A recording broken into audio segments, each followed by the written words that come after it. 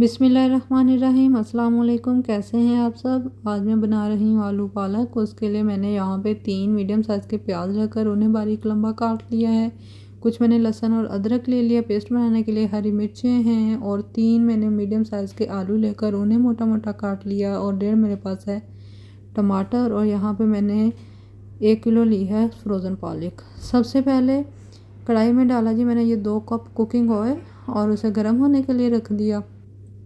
जैसे ही हमारा ऑयल हल्का सा गर्म हुआ तो उसमें डाल दिए हैं जी प्याज और उन्हें स्टार्ट कर दिया है कुक करना। तकरीबन 2 मिनट के बाद जैसे हमारा प्याज थोड़ा सा सॉफ्ट होगा तो मैंने इसमें डाल दिए हैं जी आलू और इसे अच्छे से मिक्स करके कुक कर लेंगे। फ्लेम मैंने मीडियम ही रखी थी। मैंने सारा जो है वो मीडियम फ्लेम पे ही कुक किया है। यहाँ पे लहसुन और अदरक का पेस्ट डालेंगे और उसे अच्छे से मिक्स करके कुछ देर उसे पका लेंगे।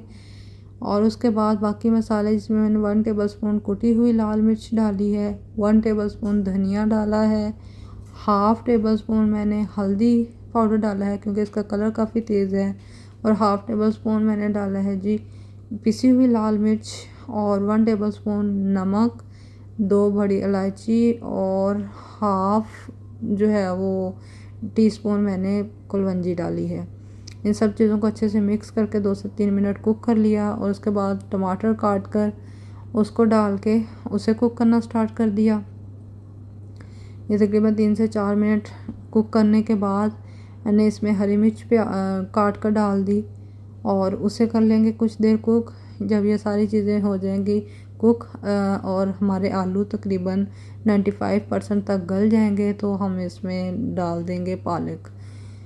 पालक फ्रोज़न थी, थोड़ी थोड़ी मेल्ट हो रही थी तो उसे मैंने डाला और जितना मैं उसे टूट सकती थी तोड़ के बाकी मैंने कवर करके रख दी। वो जैसे स्टीम से और नरम हुई तो उसको मैंने कर लिया जी सेपरेट और यहाँ पे मीडियम फ्लेम पर उसको दोबारा कवर करके रख दिया।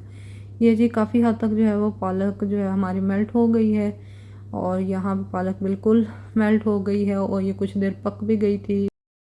यहाँ फ्लेम मैंने लो करके इसको पका रही थी। ये कुछ देर और पका लेंगे कि पालक जो है वो अपना ऑयल छोड़ दे तो तब ये बिल्कुल रेडी हो जाएगी। ले जी पालक ने ऑयल छोड़ दिया है, बिल्कुल रेडी है, बहुत अच्छी बनी थी। आपको वीडियो कैसी लगी ज़रूर